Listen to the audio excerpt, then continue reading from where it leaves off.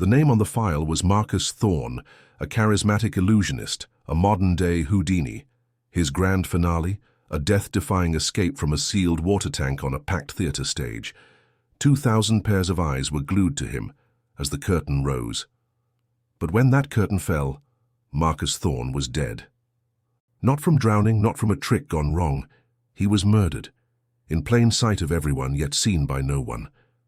My name is Detective Colber, and this was the case that almost broke me.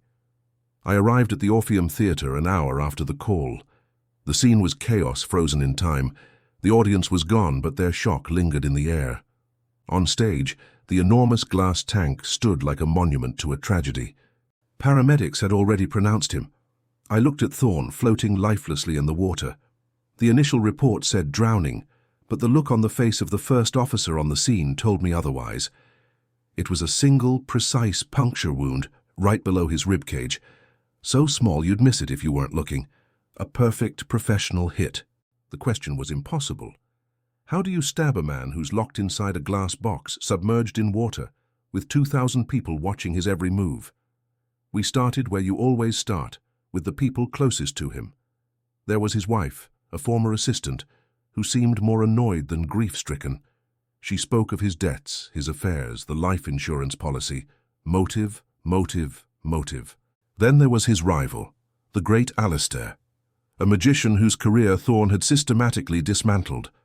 Alistair had been in the audience that night, front and center.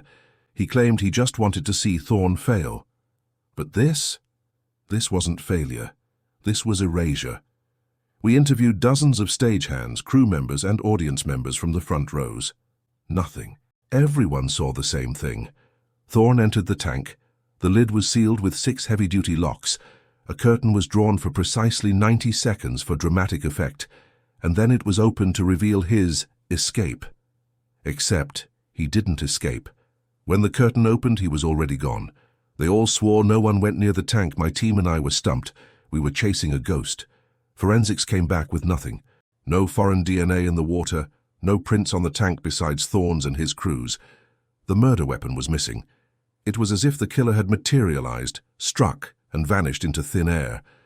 A true phantom of the opera. Days turned into a week. The press was having a field day. The impossible murder, they called it, a killer with the powers of a ghost. The pressure from my superiors was immense. They wanted answers I didn't have. I spent my nights at the theater, sitting in the empty auditorium, staring at that tank. I re-watched the recording of the final performance over and over, hundreds of times. I watched Thorne take his bow. I watched him enter the tank. I watched the lid being locked. I watched the curtain fall, and I watched it rise. Every time, the same result. Nothing. I was looking for a person, a shadow, a flicker of movement. But what if I was looking for the wrong thing? Magicians are all about misdirection. They make you look at the right hand while the left hand does the work. What was the misdirection here? That's when it hit me. We were all focused on how someone got to the tank. We assumed the killer approached from the outside. But what if the killer was never outside? What if the murder weapon was already inside? I raced back to the lab. "Check the tank again," I ordered. "Every inch of it. Don't look for a weapon. Look for the mechanism of a weapon." The next morning I got the call. Tucked away inside the tank's filtration system, almost invisible, was a tiny spring-loaded device. It was engineered with breathtaking precision. Attached to it was a shard of ice. Not just any ice, this was frozen, concentrated fish toxin. Deadly, and it would melt without a trace in the water. But how was it triggered? We examined the performance log. 90 seconds. The curtain was closed for exactly 90 seconds. We checked the stage lighting grid. One of the spotlights aimed at the tank had been subtly modified. It wasn't just a light. It was a high-frequency emitter. The device in the tank was designed to activate when hit with a specific, inaudible frequency for a continuous period, say for about 85 seconds. The killer wasn't a person who walked on stage. The killer was someone with a remote control sitting calmly in the audience, hidden among 2,000 witnesses.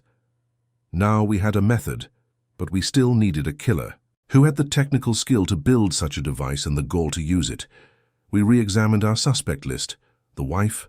Unlikely. The rival magician, Alistair? He was a showman, not an engineer. Then my mind went back to the stage crew. There was one person we'd barely glanced at. The quiet, unassuming lighting technician, a man named Kevin. He was a former robotics engineer who had a falling out with a tech company and ended up running spotlights for a second-rate magician. We checked his financials. He was deeply in debt to Marcus Thorne. Thorne had been blackmailing him over his past. We went back to the theatre and found Kevin preparing for another show. I didn't approach him with accusations. I approached him with admiration. "That device," I said. "It was a work of art. The precision, the engineering, it's brilliant." He just looked at me, his hands trembling slightly. He didn't confess right away. But when we showed him the schematics for the trigger device we found on a hidden partition of his laptop, he broke. He had sat in the lighting booth, watched the man who ruined his life enter that tank, and with a simple push of a button on his console, activated the light and sealed Thorne's fate. He was the invisible man, hiding in the one place no one ever looks, the lighting booth. He controlled what the audience saw and what they didn't. The perfect crime undone by a simple premise. Magic is just science that we don't understand yet. And in my line of work, we keep digging until we understand. Thanks for joining me on this journey through one of my most complex cases. If you find these investigations as fascinating as I do, make sure to hit that subscribe button and ring the bell so you do not miss the next one. Stay safe and always question what you see.